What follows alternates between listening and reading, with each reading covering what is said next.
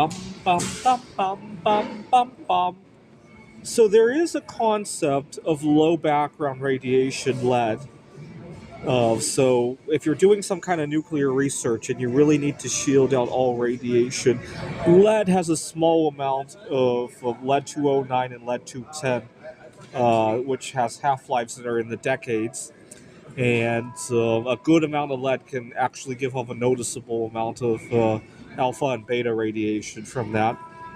And so there are sources of lead that are old, shipwrecks, or maybe even a very old lead pipe that's removed from like Flint, right? Remember when Flint had a water crisis and their lead pipes are probably at least 100 years old. That's probably good enough for these kind of purposes, right?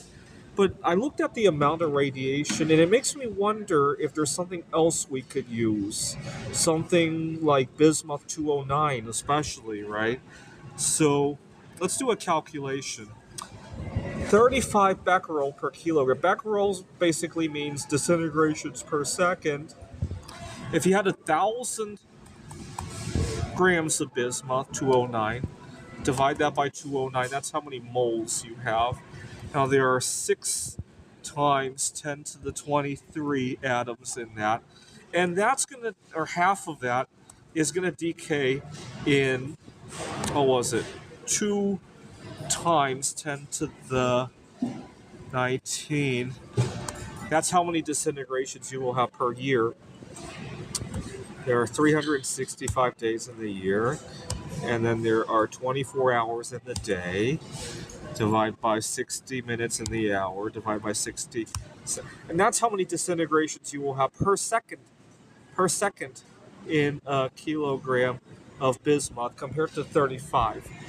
It makes me wonder why we don't use bismuth. Why do we need all this shipwreck lead, which is kind of a shame to destroy, right?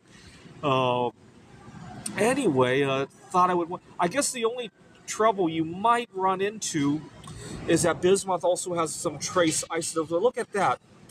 Only 5.012 days for bismuth 210. 208, I don't think, unless somebody can prove me wrong, occurs in trace amounts in regular bismuth. 210 probably does, but you know what? Very short half-life. And then you got to refine it to remove the polonium 210.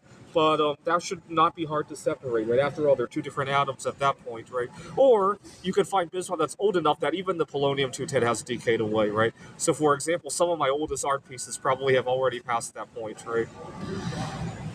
This is the Peter Dislike Show. Bum, bum, bum, bum, bum, bum, bum, bum, bum.